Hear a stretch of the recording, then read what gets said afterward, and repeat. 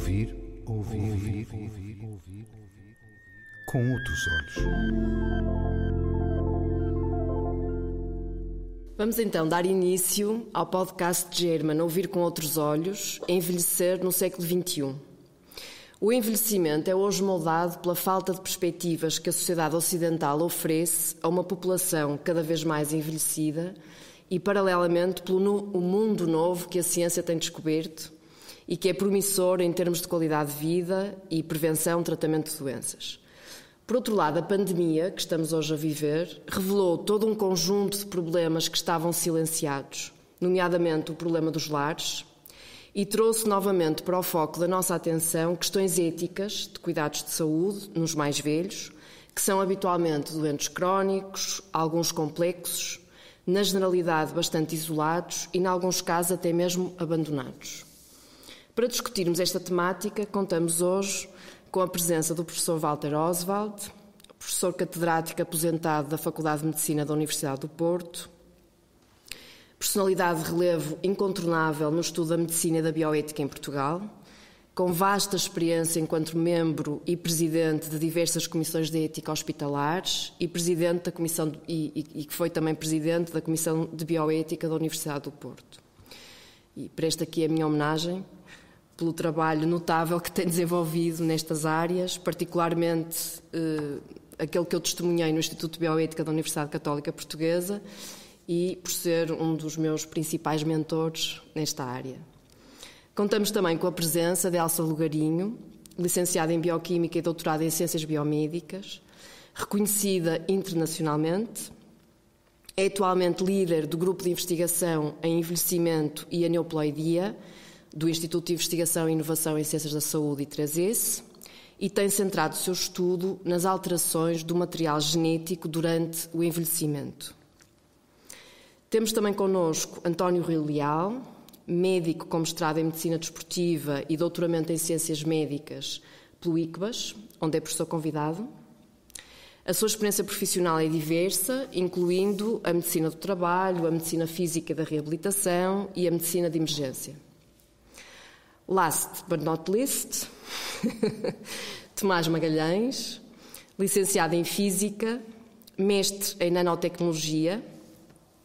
O seu empreendedorismo levou a envolver-se no movimento do altruísmo eficaz e a fundar o projeto Kolkata Monsoon Relief, que ajudou mais de 400 famílias sem abrigo nas ruas de Calcutá. É autor de um website recente, que foi recentemente criado, intitulado Despolariza, no qual se promove um espaço de diálogo que procura contrariar a tendência de extremismos que é alimentada hoje nas redes sociais.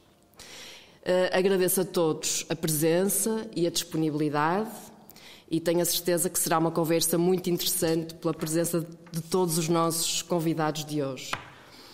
Nós vamos então começar com uma conversa entre o professor Walter Oswald e o Tomás Magalhães, e esta conversa vai ser estimulada através de algumas palavras que ambos previamente selecionaram, e eu vou lançando as palavras para a mesa e pedindo que digam o que é que cada palavra convoca em cada um e que comentem ou coloquem questões um ao outro relativamente àquilo que vão dizer. E então eu vou começar pela palavra consentimento. Professor Walter. Consentimento é uma palavra básica hoje na bioética, na ética, na medicina e, de uma maneira geral, dir-se-ia na sociedade inteira. Hoje toda a gente pensa que faz parte dos direitos humanos aceitar ou não aceitar alguma coisa que é proposto quando a pessoa tem liberdade, tem consciência, tem idade suficiente para exercer o seu livre-arbítrio. E, portanto, do ponto de vista teórico, é algo que está mais do que estabelecido e que está nas leis, em inúmeras leis, incluindo nas leis de saúde dos diferentes países. Não se pode realizar qualquer manobra terapêutica ou diagnóstica contra a vontade do paciente. É preciso obter o seu consentimento e o consentimento exige informação prévia. A pessoa tem de estar informada, obviamente, do que é que lhe é proposto, quais as suas consequências, quais as suas vantagens, quais os riscos que estão envolvidos, etc., para poder escolher. Isto é excelente, é ótimo, as dificuldades são muitas, mas isso acho que não posso dizer já, porque vocês aparecerão a propósito de outra Iremos falar palavra. sobre isso. O consentimento é importante para ti, Tomás? Consentir sobre alguma coisa que te é feito? Sim, ou que te é proposto? Acho que é algo que tem um valor moral muito forte, não é? Porque, lá está, como o professor Walter disse bem, faz toda a diferença de fazer um tratamento a alguém com ou sem consentimento. Depois há a questão seguinte, não é? Que às vezes nós consentimos perante coisas, sem entrar muito em dilemas morais, mas podemos consentir ou até assinar qualquer coisa a dizer que concordamos com alguma coisa e se calhar no dia seguinte já não queremos essa coisa, ou seja, já não consentimos. Porque é que o nosso consentimento do dia anterior, ou seja, a nossa decisão do dia anterior vale mais do que a do dia de hoje. Por isso, mesmo em questões de saúde, às vezes não é assim, mesmo o próprio consentimento não é assim muito linear, principalmente quando se põe alguma coisa por escrito. Isso levar-nos-ia aqui a discutir as diretivas antecipadas de vontade, mas não é o tema, se bem que esteja ligado com a questão do envelhecimento também. Mas é curioso o Tomás referir essa questão de consentimos um dia e no dia seguinte se calhar já não consentimos sobre a mesma coisa e sobre a mesma questão. É um dos problemas básicos, por exemplo, das declarações antecipadas de vontade. Quando se usa, porque a lei o permite, e se faz uma declaração antecipada de vontade, está-se a prever qual seria a minha situação daqui a uns anos e em determinadas condições que não são as minhas agora. Exato. O que exige um esforço grande de imaginação, uma capacidade de projeção e, obviamente, uma grande margem de insegurança, porque ninguém sabe ao certo o que é que vai pensar daqui a 4 anos e quais são as suas opções. Mas, ao mesmo tempo, não deve ser reduzido e dizer então não vale nada. Não é verdade, vale. O que deve valer é, sobretudo, como uma espécie de declaração de intenções das pessoas. Que podem mudar, não é? Para ficarmos a saber qual é a sua maneira filosófica, religiosa, pessoal, de encarar um problema complexo no qual será pedida a sua resolução. E se eu não posso resolver nessa altura, porque estou sem consciência, é provável que resolveria de acordo com o que é a minha orientação geral. Se eu digo, por exemplo, que não quero cuidados extraordinários, que coisas que sejam demasiado avançadas e tecnológicas ou que me ponham em risco a minha consciência, não sei o quê, isso é uma posição que se entende e que uns têm, outros não têm, tudo bem. E que seria muito importante para o médico conhecer. Se eu digo que não quero que me façam diálise se estiver numa condição terminal, isso já exige um conhecimento técnico. A pessoa não pode saber o que é uma diálise, nunca fez, não sabe. Pode-se lhe explicar, claro, mas a explicação fica sempre curta. Porque nunca sabe o que é que aquilo implica, o que é ter de fazer 3 diálises por semana, estar não sei quantas horas ligado à máquina. A maior Só parte das pessoas aceita e Só não tem problema nenhum não é? nisso, infelizmente, e vivem muitos anos com isso. Mas a verdade é que é uma coisa poderosamente exigente. Por falar em Não me deixes dificuldades, por falar em dificuldades em compreender conceitos, o Tomás escolheu uma palavra que provavelmente algumas pessoas não sabem o que é que significa em termos de conceito, que é criónica. Queres explicar o que é e porquê é que escolheste? Sim. Eu, na verdade, continuo sem saber muito bem a tradução para o português, porque já li criogenia, não sei se diz criogénia, mas o que é? No fundo, em inglês é cryogenics. São negócios que há agora, não é? Que as pessoas pagam um valor grande e depois pagam um valor mensal para congelar, entre aspas, não é bem congelar, é outro processo que não vou entrar aqui. Criopreservação, não é? Exato, criopreservação. Com a esperança que um dia pode-se pagar, por exemplo, $20.000 para o corpo todo, ou só $8.000 e guardam só o cérebro, com a esperança que um dia, mais tarde, nós consigamos, enquanto espécie, desenvolver tecnologia suficiente para ressuscitar aquela mente. E pronto, como eu sou um pseudo-futurista amador, ou pelo menos E tu gostavas, Tomás, tu enverdarias por um projeto desses? Eu acho que não, eu acho que pessoalmente não me agrada muito a ideia. Mas se calhar depende da idade. Se agora eu tivesse uma doença terminal, assim, ainda novo, se calhar consideraria essa hipótese, se tivesse dinheiro. Mas é muito complicado, ainda não pensei tempo suficiente sobre isso. Mas é uma ideia que realmente pode mudar, não é? A nossa maneira. Se isso realmente for possível, é um bocado assustador, não é? O que é que acha, Walter, o que é que acha? É o velho mito da juventude perpétua, é o Fausto, é o mito do Fausto, é a possibilidade no Fausto é vender a alma ao diabo. Neste caso é vender tudo o que se tem para investir numa firma americana. E a ideia é, naturalmente, ficar imortal através de uma nova vida, como disse, a partir de uma ressuscitação. E isso, em primeiro lugar, naturalmente é eticamente muito discutível. Se será positivo que uma pessoa vença a morte, de certa maneira, e volte a viver, teoricamente com as mesmas capacidades, a mesma maneira de ser, o mesmo caráter, a mesma memória, os mesmos amores e os mesmos ódios que tinha 20, 30, 40, 50, 120 anos antes, não é?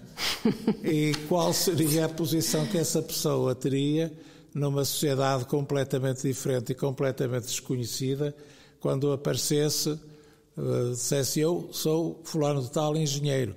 E as pessoas perguntassem, engenheiro, mas que é isso? Não sei o que é isso. Professor Walter, curiosamente, nós depois vamos falar da demência mais à frente, até porque vou fazer ali uma pergunta específica a quem estuda o envelhecimento em termos científicos. Mas o professor Walter escolheu a palavra solidariedade e o Tomás escolheu a palavra solidão. Eu gostava que o Tomás começasse por dizer porque é que escolheste a palavra solidão. Eu acho que a solidão é o grande problema dos países de primeiro mundo. Mas estás a pensar especificamente no envelhecimento nesses países ou achas que também é um problema que afeta a juventude? Sim, da qual tu fazes parte? Neste caso eu estava a pensar mais sobre a população mais velha. Claro que também há, principalmente nas cidades, muita solidão. Mas eu já pensei muitas vezes sobre isso, que é nós como culturas ou como países evoluímos a um ponto onde a nossa saúde, não é? Temos um Sistema Nacional de Saúde e temos muitas condições práticas para ter uma sobrevivência prática, não é? Possível, mas que, não é? Ninguém é menos quantificável a solidão e tem uma solução mais difícil do que tomar um Brufeno ou um Benuron. Então acho que fica um bocado para o último lugar e acho que todos nós, não é? Toda a gente que vive na cidade tem pelo menos uma pessoa a viver no seu prédio que está a precisar de alguém que vá lá bater à porta de vez em quando e sei lá, ir às compras. Então agora durante o Covid. Ainda mais. E acho que tem que se falar sobre solidão quando se fala sobre envelhecimento. Preocupa-te isso em relação ao teu futuro envelhecimento? Por acaso, nós envelhecemos todos os dias, basicamente. Já pensei sobre isso e já estive também a ler bastante sobre isso. E eu acho que a tecnologia, que foi outra das palavras que eu escolhi, já ajuda muito e acho que vai ajudar ainda mais. Até alguns estudos sobre isso que mostram que o convívio social online substitui, de certa forma, não totalmente, claro, mas substitui uma parte do convívio social presencial. O professor Walter concorda? Acha que a tecnologia substitui? O Tiago tem toda a razão, a solidão é uma espécie de cancro desta nossa civilização, particularmente desta ideia de que as pessoas, por serem autónomas, não precisam umas das outras. E como ninguém precisa de ninguém, então fica sozinho, como é evidente. Porque as famílias são mais pequenas, as famílias nucleares são mais pequenas, não há os tios, as tias, os avós, os não sei o quê e tal, isso vai-se desaparecendo. A migração também se fez para as cidades e, portanto, não foram as pessoas arrancadas ao seu meio e estão constantemente a envelhecer sozinhas. E mesmo sem serem velhas, sentem-se muitas vezes sozinhas. Claro que há clubes, há redes sociais, etc., mas nem nada disso é obrigatório, como é evidente, e nada disso pode substituir nem a solidariedade, nem a fraternidade. É muito curioso, porque das 3 grandes palavras que a Revolução Francesa trouxe, liberdade, igualdade, fraternidade, a liberdade, nos países chamados ocidentais, existe. A maior parte das democracias tem uma liberdade bastante extensa, bastante vasta. A igualdade já é um bocadinho otimista falar de que esteja estabelecida, mas pelo menos está em caminho, existe em grande parte. Mas a fraternidade é quase inexistente, porque a fraternidade não é, evidentemente, o ser-se amigo daqueles que conhecemos, é o contrário, é sentirmos ligados àqueles com os quais não temos coisa nenhuma, ou eventualmente temos até barreiras, temos destrinças. E o professor Walter acha que a tecnologia ajuda a sentir que os que não estão presentes fisicamente estão mais próximos através das tecnologias? Eu sei que o professor Walter não, eu acho que sim. Para si não é propriamente o meio de comunicação. Eu sou um info excluído por opção. Mas não, acho que sim. A prova é que nós temos pessoas que vivem com o telefone e que têm a televisão ligada o dia todo. Não porque estejam a ver. Faz companhia. Porque ouvem pessoas a falar, ouvem coisas que acontecem. Se for televisão da série americana, ouvem muitos tiros. Mas pronto, gostam daquilo, sempre dentro da coisa e tal, nem percebem, nem ligam, nem coisa nenhuma. E o telefone é vital para essas pessoas.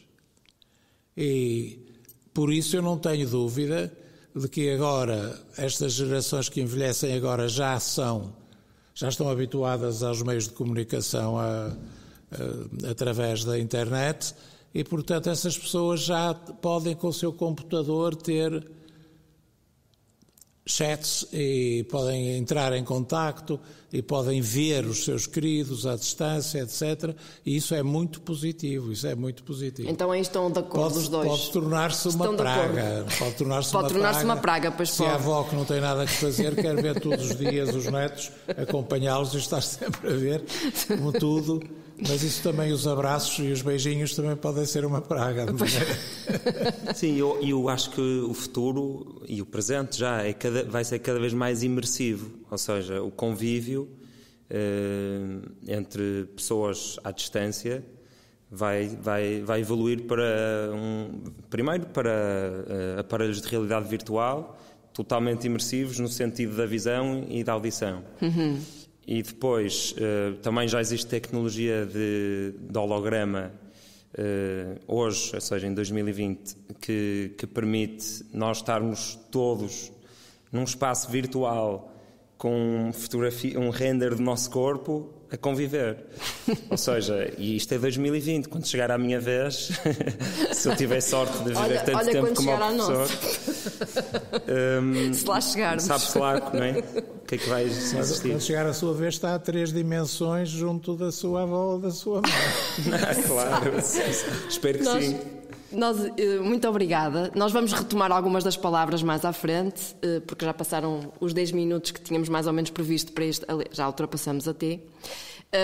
Eu queria colocar aqui uma questão a todos, e agora chamava aqui à reflexão o Rui e também a Elsa, no sentido de percebermos se hoje, numa sociedade em que, e o Tomás provavelmente pode confirmar se aquilo que eu estou a dizer se há alguma coisa com que a juventude se reconheça ou não, mas hoje vivemos numa sociedade em que nos pede para nós sermos ativos, com muita iniciativa, passamos de um projeto para o outro, de um projeto para o outro, e há muito pouca aceitação da vivência da dor e do sofrimento em comunidade. Quer dizer, as pessoas tendem a não viver a dor e o sofrimento socialmente. Portanto, é reservado um espaço muito privado para isso.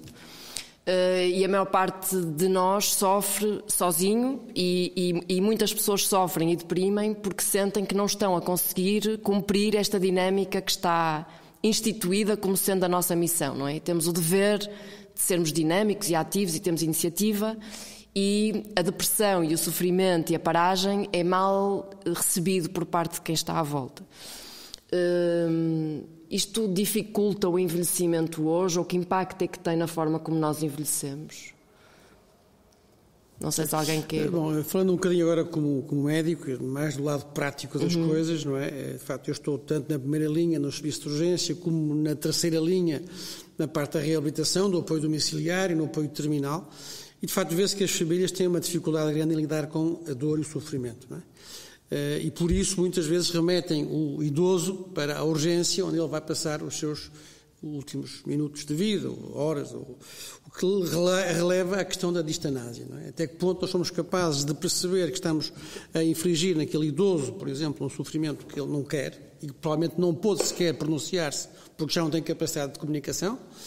Até que ponto estamos a lidar bem com esta parte terminal da vida, deixando abandonado na urgência, no hospital, que era o habitual antes da pandemia. Agora que a pandemia está um bocadinho diferente, de facto, mas admito que para o ano se retomem estes hábitos. Portanto, acho que a população, de facto, de forma geral, o ser humano não está preparado para discutir, aceitar e conviver com a dor e o sofrimento. E claramente remetemos isso para os serviços nacionais de saúde, onde tudo, enfim, é aceito de alguma forma. E deixamos muitas vezes o idoso abandonado em sofrimento. E não é isso, de certeza, penso eu, pelo menos, que não vai, que ele queria querer no momento final de vida. Eu penso que isso releva muito à questão da distanásia e como é que vamos enfrentar esta parte final da vida, que será dura. Será difícil. Elsa? Eu aí acho que também projeto que, de certo modo, também deveria haver uma modernização, não é, dos cuidados continuados. Ou seja, porque de facto nessa situação ainda se procura muito a urgência hospitalar. E eu acho que não é resposta, não é? Não é resposta, não é? Porque é até um catalisador da deterioração da saúde desse paciente, não é? E, portanto, eu vejo que de facto deveria haver esta evolução, de haver cuidados continuados em que, de certo modo, as famílias sentissem um engagement, não é? Portanto, pudessem estar presentes, a acompanhar, de facto, essa assistência que tem que haver aguda, não é? E de cuidados de saúde que tem que ser, de facto, por um profissional de saúde, mas em que, de facto, as famílias sentissem a possibilidade de poderem estar presentes. Não sei se posso, a propósito disso, é relevante o que disse, obviamente. Tinha aqui um número que acho que vale a pena refletir-se, um número que recolhi das minhas pesquisas por causa desta apresentação. O índice de envelhecimento da população portuguesa. Em 61, para termos só umas ideias, nós tínhamos por cada idoso 4 jovens, entre os 0 e os 15 anos, grosso modo. Neste momento, em 2019, portanto, no ano passado, tínhamos, por cada idoso, com mais de 65 anos, 60% de um jovem. 60% de um? De um jovem com menos de 15 anos. Como é óbvio, isto vai acarretar uma sobrecarga enorme de todos os sistemas de saúde, como é evidente, e como é que vamos mantê-los no tempo? A tal sustentabilidade do sistema, a carga que implica para o sistema, e sobretudo para os que estão na fase ativa, entre os 15 e os 65. Que implica a tal modernização dos cuidados continuados, sim, não é? Por outro lado, explicar que na urgência, que estão as pessoas vocacionadas para salvar vidas, para atuar em emergências, em traumas, em situações de catástrofe, etc., colocar um velhinho acamado com 5 anos de sofrimento já no seu leito não faz sentido nenhum, como é evidente, não é? Devia ser criadas, de facto, estruturas específicas para o fim de vida, que não há, e repare-se que há uma urgência pediátrica para os mais novos, há uma urgência geral para todos os outros e não há uma urgência para os idosos. É claro que neste momento, para mim, faz falta criar uma urgência, chamamos assim, ou se quiserem, um serviço de atendimento permanente para os mais de 65, 70 anos, que têm já uma dependência grande que têm e precisam de cuidados específicos para o seu fim de vida, para os seus, enfim, sofrimentos crónicos e não a questão dos tratamentos agudos ou, enfim, traumas, etc. É preciso criar estas estruturas. Infelizmente não há em Portugal, pensa-se sempre em urgência, tudo é urgente em Portugal, tudo vai para o mesmo hospital fazer o mesmo tipo de tratamentos. Há que mudar isto claramente. Portugal também tem uma questão ainda muito presente, que é um termo em inglês, chama-se o ageism, é o idadismo, não é? Portanto, nós somos ainda uma cultura que, curiosamente, fazemos a discriminação do idoso mais do que fazemos em termos de raça ou de sexo. Portanto, acho que isso também... Estou a falar disto porque vem um bocado ao encontro de não termos estas respostas ao apoio geriátrico. Vem da nossa própria cultura, que é individual e que é coletiva e que é também institucional, não é? Portanto, tem várias componentes aqui. Note só, por exemplo, os médicos, nós temos a especialidade de pediatria já há muito tempo definida e a especialidade de geriatria que há noutros países, aqui em Portugal não existe. Não existe. Curioso, porque a maior parte da população nas urgências são gerontes, o que é curioso. Tu sentes Tomás, como jovem que és, sentes essa... E que estiveste noutras partes do mundo, muito distintas daquela que existe, com culturas muito diferentes da nossa cultura ocidental e europeia ocidental. Sentes que aqui de facto há uma discriminação e há um preconceito, não é, em relação aos mais velhos que não presenciaste noutras partes do mundo? Sentes isso enquanto jovem? Sentes que no teu grupo, não estou a falar do teu especificamente, mas na tua geração? Falando da Índia, que é assim um país que eu conheço melhor, assim, fora da Europa, o que eu sinto é que nós cá na Europa, digamos assim, fizemos a transição da unidade da sociedade ser a família para ser o indivíduo. E isso teve algumas coisas boas, teve outras más. Uma delas foi precisamente, não é? Se o indivíduo tem tudo o que precisa, então já não precisa tanto da família. E o que eu vejo na Índia é que mesmo pessoas de classe média alta, ou seja, não estou a falar das pessoas que nós ajudamos que vivem na rua, estou a falar de pessoas com universitários e por aí fora, vivem com a família toda. Vivem com os avós, normalmente só de um lado, mas vivem com os avós e muitas vezes com os tios e com os primos. E eu acho que isso faz toda a diferença, porque o avô ou a avó deixa de ser uma tarefa, ou seja, deixa de ser tens de visitar a avó, tens de visitar o avô, exato, não é? Por uma aí tarefa fora, a cumprir. E passa a ser passa-me o sal. É uma coisa assim do dia a dia, estar com o avô e conviver com o avô e a avó, não é? E eu não percebo nada de medicina ao pé destes senhores, não é? Nem de cuidados paliativos, nem de geriatria, mas eu acho que deve ser mais assustador ser uma pessoa mais velha a viver muito sozinha, não é? Porque, claro, em termos de cuidados de saúde. Está mais dependente da velocidade, se calhar, do 112, enquanto que uma pessoa que vive com toda a gente, não é? Está ali rodeada de ajuda. Pois, e mais apoio. Eu gostava de perguntar ao Rui se os teus doentes te falam sobre o medo de envelhecer, portanto, falam-te sobre o medo de envelhecer, e que medos é que são estes? Se falam sobre esses medos, que medos é que são esses e quais é que são as suas causas? Pois, é uma pergunta interessantíssima e difícil de responder, mas dizer que a maior parte das pessoas não fala do envelhecimento. Okay? A parte dos doentes vão com queixas completamente... Mas reconhecem-se como tal ou não? É porque eu acho que hoje em dia há uma... Não, nós tentamos esquecer que envelhecemos. Nós, quando vamos à urgência, vejo muitos casos de pessoas com 60, 70 anos que vão tipicamente com a dor artrósica do joelho, que faz parte natural do envelhecimento, vão à urgência, como se o médico pudesse resolver a artrose do joelho na urgência. Bom, e não sequer se apercebem que isso faz parte do deteriorar de um corpo que tem 60 ou 70 anos, que tem peso a mais, que, enfim, que já trabalhou, já levou muitos netos ao colo e, portanto, é neutral e faz parte do envelhecimento. E que não tem resolução numa urgência. As pessoas esquecem-se de mencionar isso. Muitas vezes sou obrigado a dizer às pessoas que idade têm, para lhes lembrar que eles têm 70 anos, 80 anos. Sabe, mas isso é normal na sua idade. Porque eles esquecem-se que isso acontece a toda a gente naquela idade. Pensam que é uma patologia ter uma artrose do joelho com 70 anos. Não é, é o normal. A maioria das pessoas vai ter uma artrose do joelho, entre outras coisas, podemos estar aqui a mencionar a insuficiência cardíaca, o edema das pernas, das úlceras, enfim, tudo isso. Vamos já ali perguntar à ciência. Só uma coisinha muito breve. Fazer para não ter tanta coisa. Sim, sobre a nota do Tomás, que acho interessante, a arquitetura e o envelhecimento. A questão das casas, a construção que elas devem ter para albergar o idoso, nunca ninguém fala sobre isso, fundamental, porque sem isso há obstáculos que são enfim, resolúveis em casa e que são problemas de queda, por exemplo, etc. Bom, e que permite ou não ter a família a 3 gerações e não a 2. A família atípica, enfim, portuguesa foi pensada a 2 gerações, pai e filhos. Quando os filhos são grandes, saem de casa, os pais ficam sozinhos. A avó já está sozinha, não sei aonde, ficam 3 gerações esperadas, filhos sozinhos, pais sozinhos, avós sozinhos.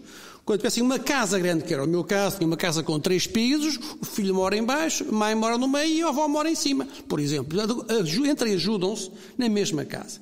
Ter as 3 gerações juntas na mesma casa, um problema de arquitetura, de concepção de espaços de família, é preciso que seja toda ela revista e repensada em função desta questão do envelhecimento, que cada vez será maior e vai obrigar, não é 3 gerações, provavelmente a 4 gerações coabitar o mesmo apartamento, com economias enormes em termos de compras, de serviços, uma série de infantários que não são parecidos. Bom, é preciso repensar. Já ficam aqui 2 ideias muito importantes, que é a modernização dos cuidados continuados, enfim, evitar o hospital como centro de tudo, e isso já sabemos, não é? E agora a pandemia veio revelar que, de facto, os hospitais não são a resposta adequada para os nossos problemas e para aqueles que vêm no futuro. E depois a questão da arquitetura, que eu acho interessantíssima, é uma área que me apaixona, é a questão da arquitetura como amiga, não é? Do envelhecimento e não ao contrário.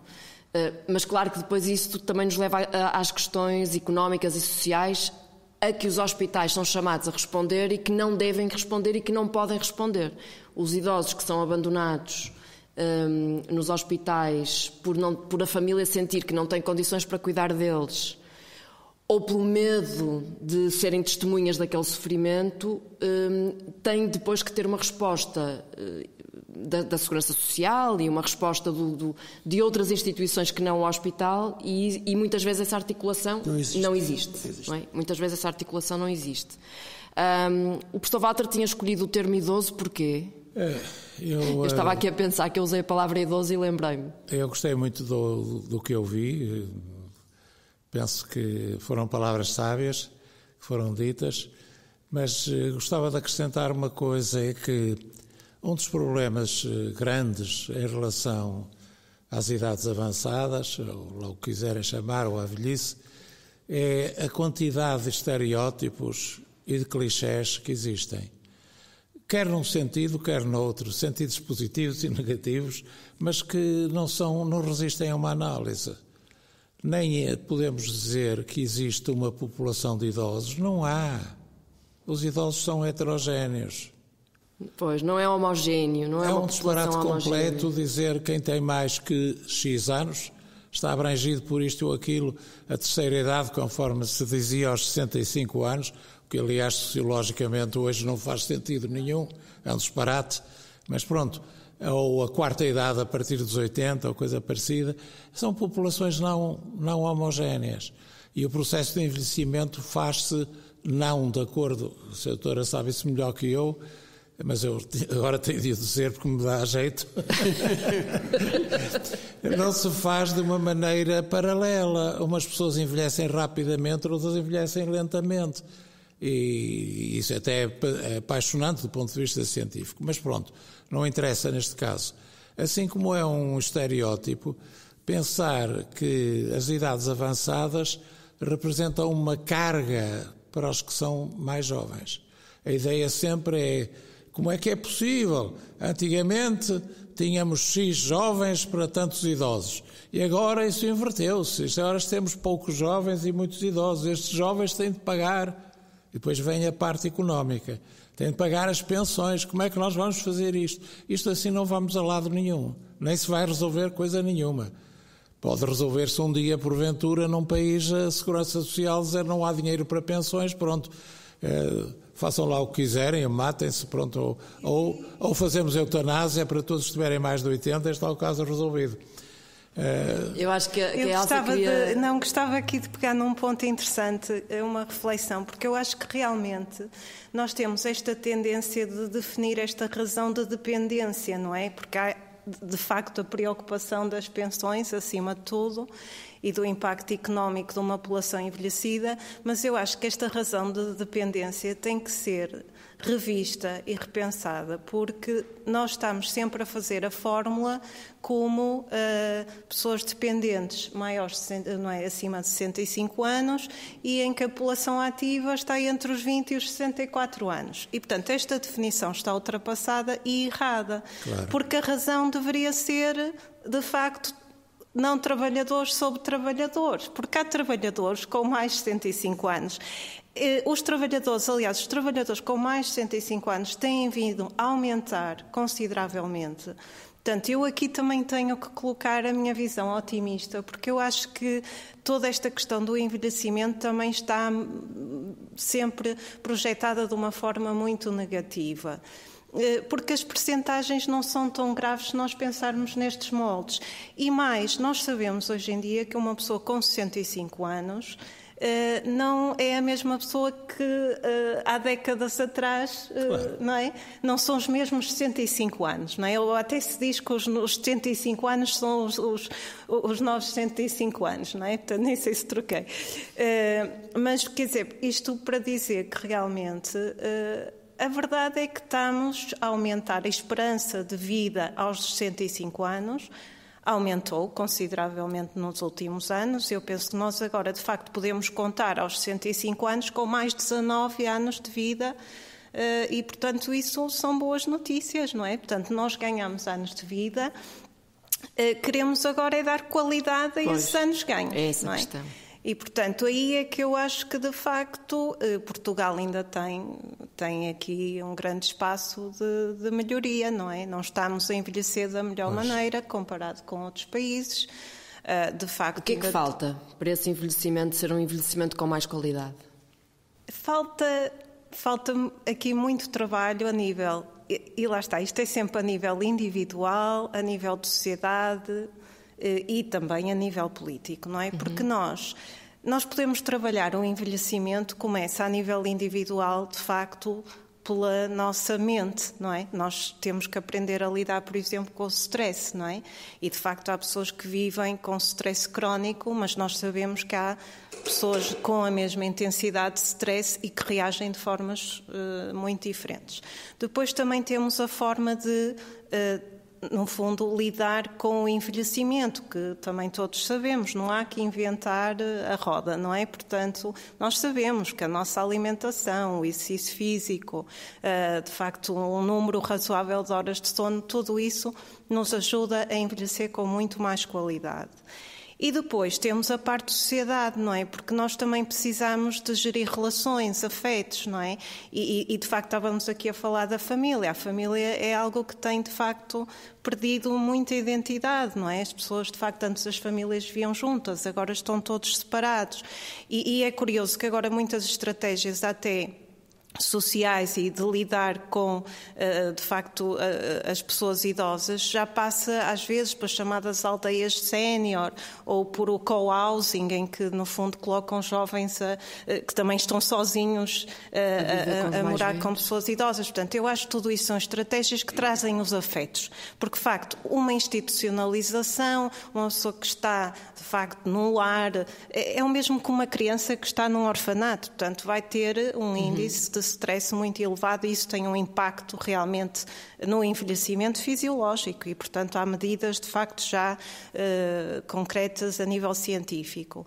E depois nós também sabemos que temos a parte, como todo, o próprio ambiente, não é? A forma como nós perdemos o contacto com a natureza.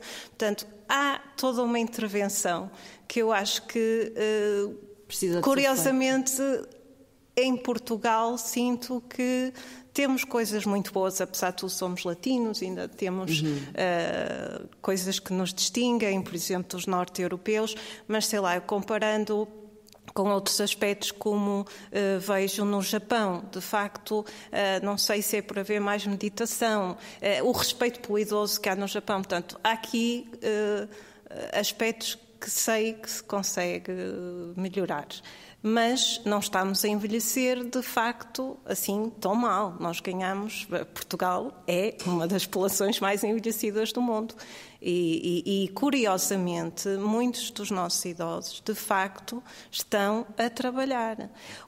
Às vezes o que falam, por exemplo, da baixa produtividade de uma população mais idosa em termos económicos, em termos de trabalho, passa até mais pela falta de qualificação que houve. Não é? As pessoas mais idosas agora em Portugal não tiveram possibilidade de tanta qualificação. Portanto, há que não misturar aqui idade com outros aspectos, não é? Sim, eu acho que há outra coisa, eu ia falar sobre isso, que é, as pessoas confundem a idade técnica da reforma, ou seja, a idade em que o funcionário público pode ir para casa, com a realidade prática, ou seja, a reforma eu acho que se devia desligar da noção de não poder trabalhar. Até porque as pessoas, não é? Vamos imaginar, temos aqui um exemplo, um dos melhores exemplos. O professor tem 92 anos, muito ativo. E, ou seja, tem que se desassociar essas duas ideias, porque quem é que, não é? Quando nós tivemos esperança média de vida de 100, quem é que vai não fazer nada dos 65 aos 100, não é? Não, são ali muitos anos de muita produtividade, ou seja, eu concordo, a ideia de que quem tem mais de 65 anos não é produtivo, não é? É uma ideia de há 100 anos atrás. De que é que tu tens medo em relação ao envelhecimento, Tomás? Quando pensas nisso? Ainda estás longe, mas há alguma coisa que te assuste? Assim, mais a curto prazo, não poder jogar futebol. Não, a curto prazo não, que nem és muito novo. A mais longo prazo.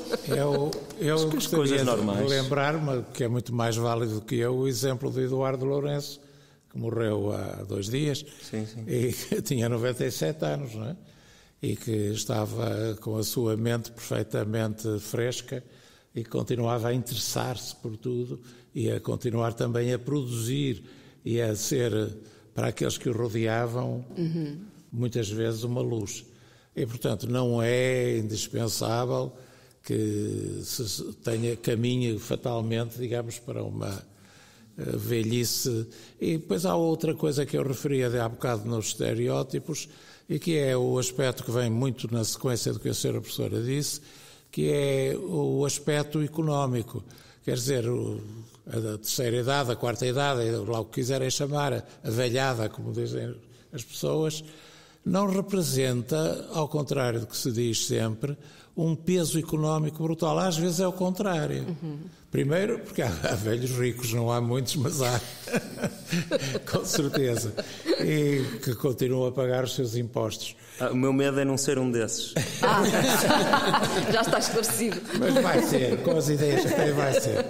E depois, sobretudo, porque em muitas situações os reformados que vivem com as famílias são um suporte importante do ponto de vista económico, sobretudo nas aldeias, em que há uma subsistência, as pessoas vivem do que têm, e aquele dinheirinho que entra do avô, da avó, da sogra, de mais não sei o quê, é essencial. Um pilar fundamental. É o que permite comprar coisas e não viver só daquilo que se tem. É curioso, eu vi aqui atrasado. É uma coisa que, portanto, essa gente continua a pagar impostos, quer dizer, não é assim como se costuma dizer. A ideia de que a velhice está de mão estendida e que a sociedade relutantemente lhe vai deixando cair na palma da mão, não um ouro, mas enfim um cobre, é uma ideia completamente errada.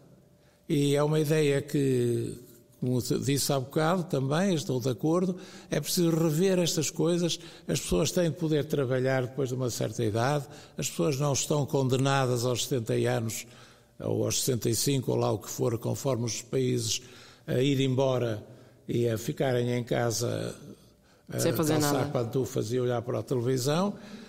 Isso é o pior possível, isso é uma condenação. Professor Walter, então deixe-me pegar nessa sua ideia da condenação da inatividade, que de facto não faz sentido hoje, e perguntar ao Rui e à Elsa qual é a perspectiva que as pessoas têm relativamente a esta ideia de que podemos ser imortais? Porque há um bocadinho a ideia hoje, e eu penso que o Rui terá alguma coisa a dizer relativamente às pessoas que vão ao médico e que dizem isto tem que ter uma cura e, portanto, se não tem cura, vou passar para outro médico porque não me está a resolver o problema.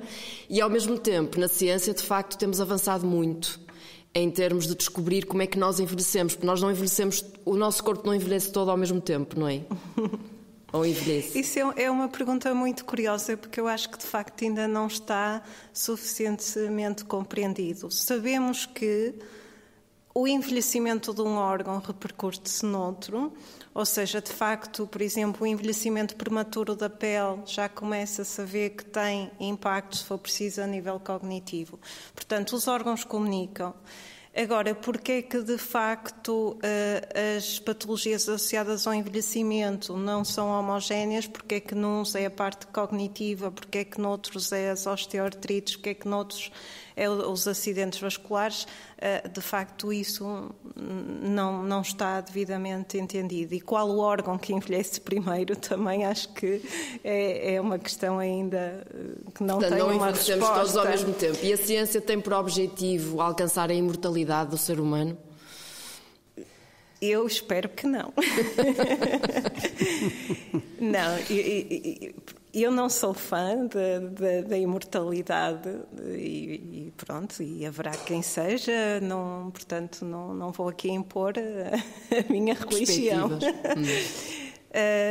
Agora, eu acho que, de facto, a forma como eu vejo o envelhecimento é que o envelhecimento pode ser o mais saudável possível. Porque eu acredito que, de facto, geneticamente nós temos um limite, não é? Como espécie, seja aos 100, os 110, os 120, pronto, tem-se vindo a esticar. De facto, à luz do que sabemos hoje, estamos aqui a conseguir projetar que com uma ajuda daqui, uma ajuda dacolá, consigamos estender até aos 100, 110.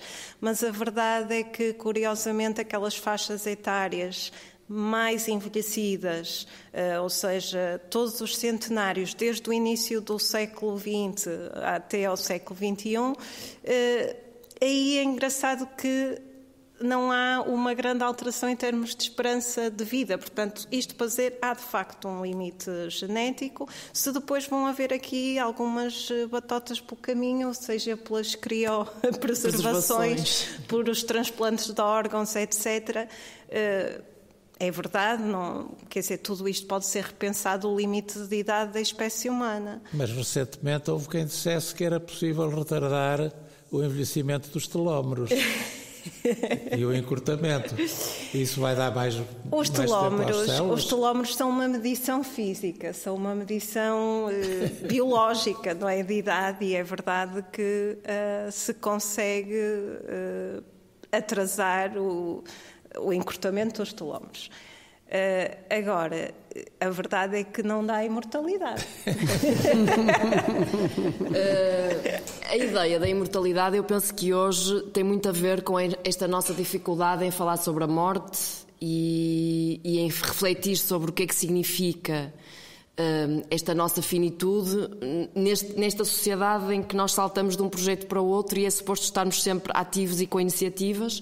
Não deixa de ser bom, mas de facto nós temos esta consciência, somos a única espécie que eu saiba que somos finitos e temos consciência de que o somos. E qual é o impacto desta consciência na qualidade de vida também que nós temos, não é? O facto de nós pensarmos sobre a morte e pensar que vamos morrer, que qualidade é que isso traz, não em termos de tristeza e de depressão, mas que qualidade é que isso traz à nossa vida humana. Os doentes que vão ter contigo acham sempre que há uma solução ou não? Ou cada vez mais acham que há uma solução? Bom, há vários tipos de doentes que já a solução focamos. curativa, porque respostas tem que haver sempre, não é? Há sempre respostas. Os profissionais de saúde dão sempre melhor ou pior, há sempre claro, respostas. Como é óbvio, há doentes que querem muito ser imortais, não é? Há outros que aceitam mais passivamente essa questão. Mas dizem que querem ser. Não, fala-se muito pouco da morte. Eu penso que há de facto que haver um desbloqueio, haver uma sensibilização das pessoas para discutir a morte e preparar a morte. Eu já tenho tido várias intervenções, organizámos vários congressos na nossa Fundação Santos sobre essa questão. É a altura de começarmos a discutir e abordar em sociedade a morte. Como é que queremos morrer? como é que eu quero fazer, enfim, os meus últimos anos de vida, com quem, a fazer que tipo de atividades, a terminar os sonhos que eu não tive, com que dignidade, dependendo ou não de uma máquina. Tudo isso tem sido discutido com a família, desde logo, e depois com os médicos, etc. Isto não tem sido feito. E a maior parte das pessoas não procura o médico para discutir isso, não procura. Tem que ser o médico a puxar um bocado isso quando se lembra. A esse propósito, eu estava a falar da questão dos órgãos, e de facto, claramente, há pessoas que têm órgãos que envelhecem sistemas mais do que outros, não se sabe porquê. Penso que a genética aqui tem um papel importante e penso que a medicina está muito virada ainda para a questão da imortalidade, de facto, prolongar o tempo de vida o máximo possível. Mas temos que perceber que cada vez mais é fundamental a tal qualidade de vida e a funcionalidade, a autonomia da pessoa. A pessoa que é dependente, que não tem funcionalidade, que não consegue andar, que não consegue falar, que não consegue pensar, que não consegue comer, não está bem e vai querer com certeza, se calhar, falecer mais cedo, digo eu. E, portanto, é preciso que a medicina se concentre cada vez mais na funcionalidade do ser humano nestas fases finais de vida, aquilo que eu chamaria de medicina funcional, e não estender a vida a todo o custo. Isto tem de terminar como filosofia da vida, na desculpa da medicina, e tornar-se cada vez mais uma medicina para a autonomia, para o bem-estar do indivíduo, independentemente da idade em que venha a acontecer a sua morte. Pois, há dois conceitos, não é? Que é, pelo menos em inglês, é lifespan e health span. Não é? Não adianta podemos até viver até aos 150, mas se os últimos 50 for sem saúde, então não é um acréscimo assim tão desejável quanto isso. Um dos problemas que eu penso que é o maior medo que as pessoas têm hoje, porque vivem de facto mais anos, mas sabem que nem sempre cognitivamente a qualidade de vida se mantém, porque há de facto cada vez mais casos de demência, não é? Pelo menos reportam mais casos de demência, exatamente porque as pessoas também vivem mais tempo. Nós demenciamos porque vivemos mais tempo, ou demenciamos pelo estilo de vida que temos, ou são as duas coisas juntas, Elsa? Ora, bom,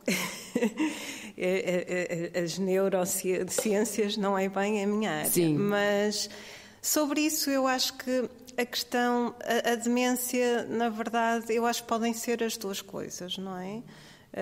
De facto, o Alzheimer, curiosamente, é aquela doença associada ao envelhecimento que se projeta aumentar ainda consideravelmente nas duas próximas décadas. E, portanto, isso pode ser, de facto, porque nós estamos a ganhar os tais anos de vida, ou tal lifespan, mas ainda sem o health span.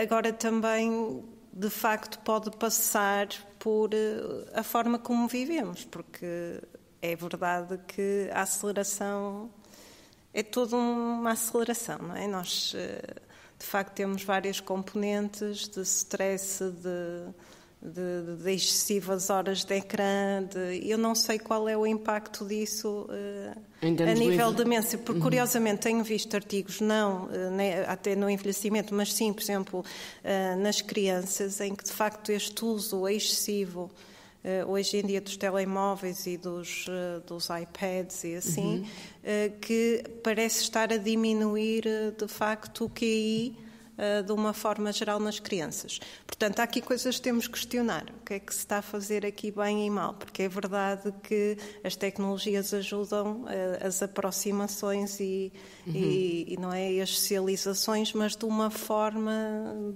bastante diferente e impessoal, não é?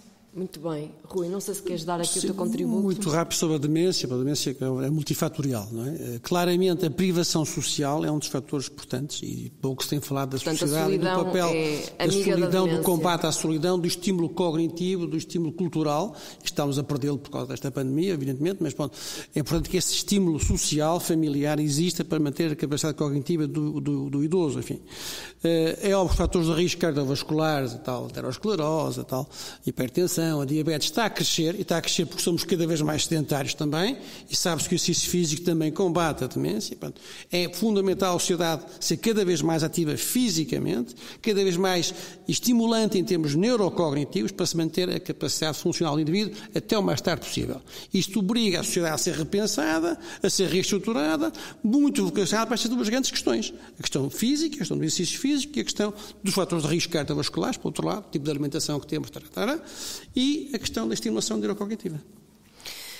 Nós já estamos a chegar ao fim, infelizmente, porque já não temos muito tempo, mas eu gostava de falar sobre a situação atual que estamos a viver. Nós estamos a viver uma situação, uma pandemia que, enfim, não tem um índice de mortalidade tão grande como outras pandemias que já houve na nossa história, mas de qualquer forma é uma pandemia que de repente nos fez repensar a forma como nós vivemos e as estruturas que temos, nomeadamente a questão dos lares, não é? Onde estão tantas pessoas mais velhas, como uma alternativa à não existência de um contexto familiar que as possa amparar e que as possa apoiar.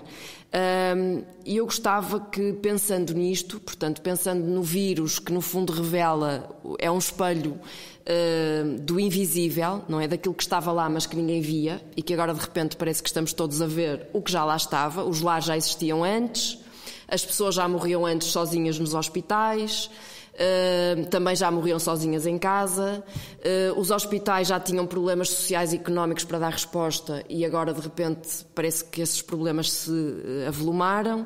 Então a minha proposta é que nós pensemos sobre isto e que lancem algumas pistas sobre o que é que nós aprendemos com esta pandemia para o futuro em termos de mudanças para um envelhecimento com mais qualidade de vida, não é? Basicamente é isso. Ou seja, o que é que nós aprendemos durante este tempo da pandemia e que pode ser útil, porque há lições que são úteis, em termos de construção do futuro. Tomás, pensaste nisso? Estava agora a pensar. Eu acho que para mim foi mesmo os vizinhos. A importância dos vizinhos. Sim, foi os vizinhos. Eu e a minha noiva vivemos num prédio que tem 2 apartamentos por andar e na porta em frente à nossa vive uma senhora sozinha. E eu já a conheço bem e todos os natais levo-lhe uma caixinha de chocolate e pergunto se ela precisa de ajuda, mas ela rejeita. Mas agora, durante a pandemia eu acho que senti mais do que nunca a importância de estarmos ali uns para os outros. Por baixo de mim vive o meu primo que me levava ao lixo, que me trazia coisas, incansável também, o meu primo Pedro. Obrigado, Pedro. E para mim foi isso. Para mim acho que assim de repente foi assim uma Ou seja, as iniciativas de promoção de convívio e entre vizinhança são bem-vindas, não é? Sim. Agora até há várias em termos de construção de cidades compassivas, não é? Em que há de facto esse apoio. Rui. Estava a lembrar-me de uma entrevista que vi hoje de manhã na televisão, onde na Guarda, lembro dos números, tinham 4.081 idosos espalhados por 158 lares. Estive agora a fazer a média, dá 25 idosos por lar, na Guarda. Na Guarda. 4.000. Isso diz tudo sobre a sociedade que estamos a criar. Nós separamos os idosos da família porque incomodam, porque são dependentes, porque são chatices, e metemos numa casa, todos juntos, onde, como é óbvio, vão infectar também todos juntos. E vão morrer também todos juntos, mas não na minha casa, não na minha família.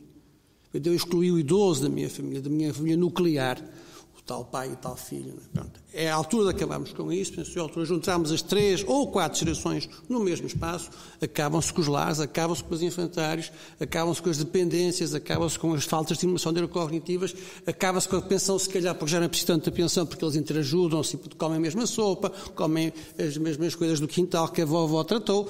E poupar-se-ia imenso tempo, imenso dinheiro, imensas questões à sociedade, se repensássemos a arquitetura da família. Claro que isso aí também obriga, estou agora a pensar, a repensar o equilíbrio entre a vida profissional e a vida familiar.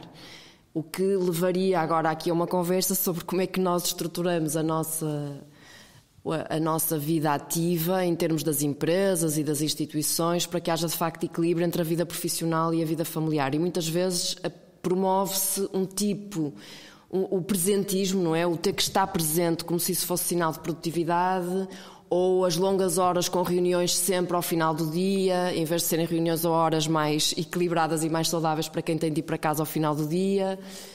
E nada disso, nenhuma destas condicionantes é amiga de vida em família, e ainda por cima com pessoas que depois, a partir de certa altura, precisam de mais apoio, não é? Portanto, eu acho que isso obriga também a repensar outras questões. Professor Walter. Eu acho que o que nós aprendemos, sobretudo, foi que depois de passar a pandemia, com vacinação ou não, porque ela passa, não podemos voltar ao que era. Esse é que é o essencial. E o que era?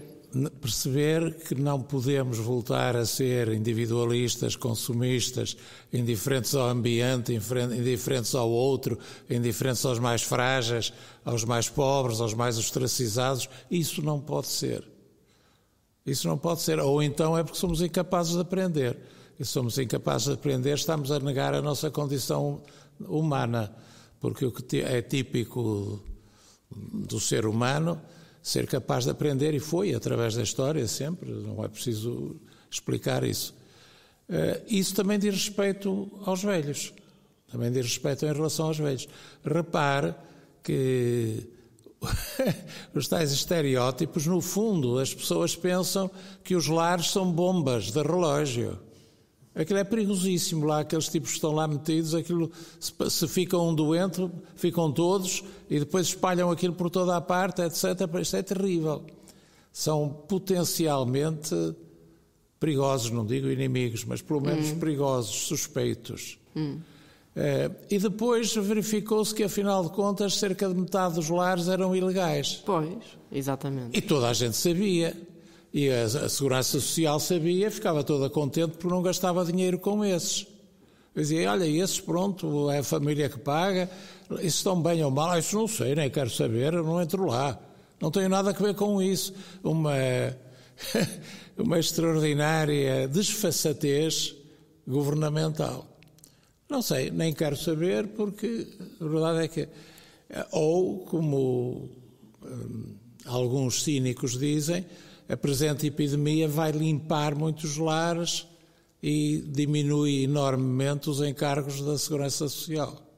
O que é uma realidade, claro. Mas não é que seja desejável, com certeza as pessoas que dizem isso não o dizem para dizer ainda bem. Mas pensam nisso, pensam no aspecto económico.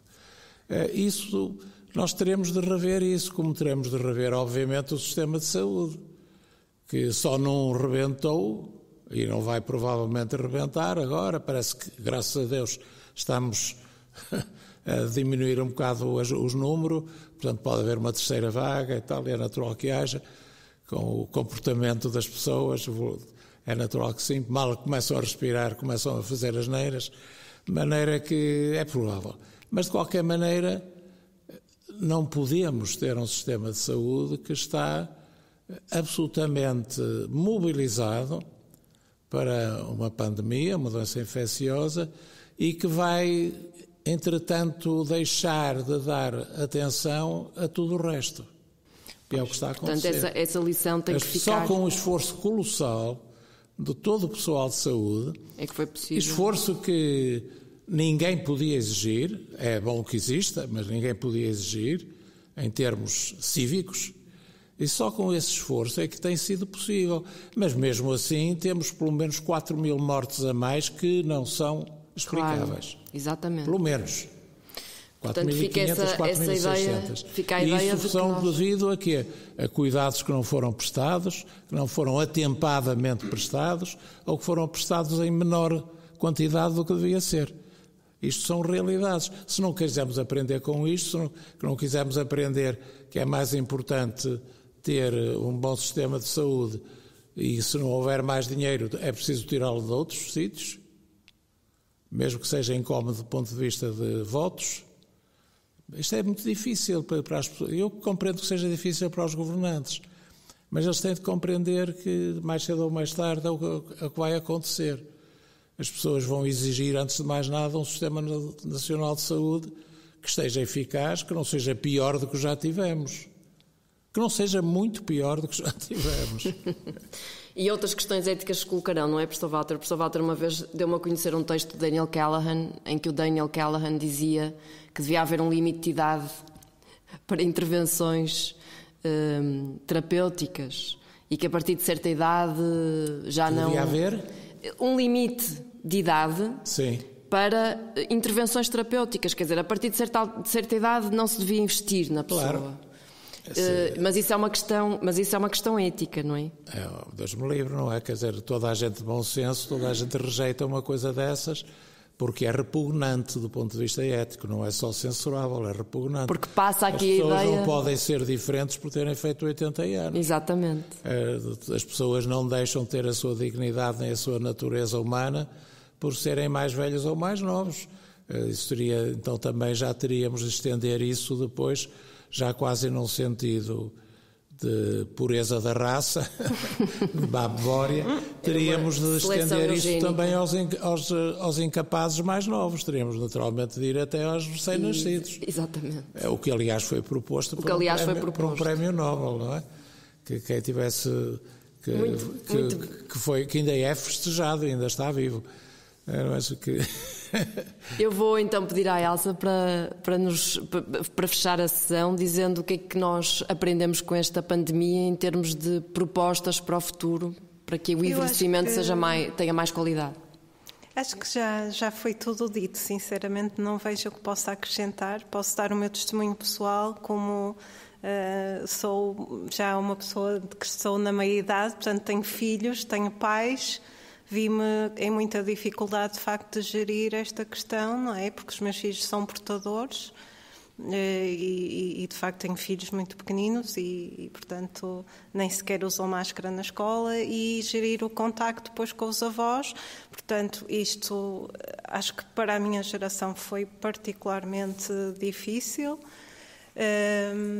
mas, de facto, achei que vi aspectos muito positivos e, de facto, acho que pela primeira vez senti solidariedade e senti que houve ações sociais, até mesmo às vezes pelas autarquias, por exemplo. Houve muitas pessoas que foram apoiadas, famílias em que ambos os pais ficaram desempregados, em que tiveram apoios autárquicos, portanto... Ou seja, isto para dizer que houve estruturas políticas que até funcionaram se calhar mais que o governo central, não é? Houve também a solidariedade, de facto, seja dos vizinhos, entre a família, entre os amigos. Portanto, houve aspectos positivos, mas houve também, de facto, os aspectos muito negativos e coisas que foram, de facto, postas ao sol, mas que toda a gente já sabia que existiam. Os lares eram um problema. Já tivemos vários anos para conseguir implementar situações de compromisso, até muito mais fáceis de implementar do que os lares, porque, de facto, eu acho que uma pessoa deve ir para um lar sempre em última instância. Ou então, de facto, remodelar os lares, porque os lares podem ser, de facto, estruturas muito mais dinâmicas, em que, de facto, cada idoso ainda pode ter a sua autonomia, mas tem espaços comuns de socialização e, portanto, mesmo os apoios domiciliários. Porque é que não se explora essa vertente, não é? Que agora no Covid tantas vezes foi necessária, não é? Portanto, nesse sentido, acho que sim, que tem que haver um apoio mais personalizado. Ficam aqui as conclusões que vão dar, no fundo, vão dar um futuro à memória. O Tomás tinha escolhido a palavra memória. Só em meio minuto, queres dizer porquê? Exatamente. Deve ser esse o meu maior medo. Perder a memória. Sim, porque... Perder a memória e perder a identidade, porque eu já sofro disto com 33 anos, que às vezes penso numas férias ou penso numa fase da minha vida e reparo que só me lembro de 3 ou 4 segundos no total E começo a pensar, uau, quantidade de coisas incríveis que eu não me lembro. Que não me lembro. Exatamente. Porque acho que não temos memória daquela memória sequer.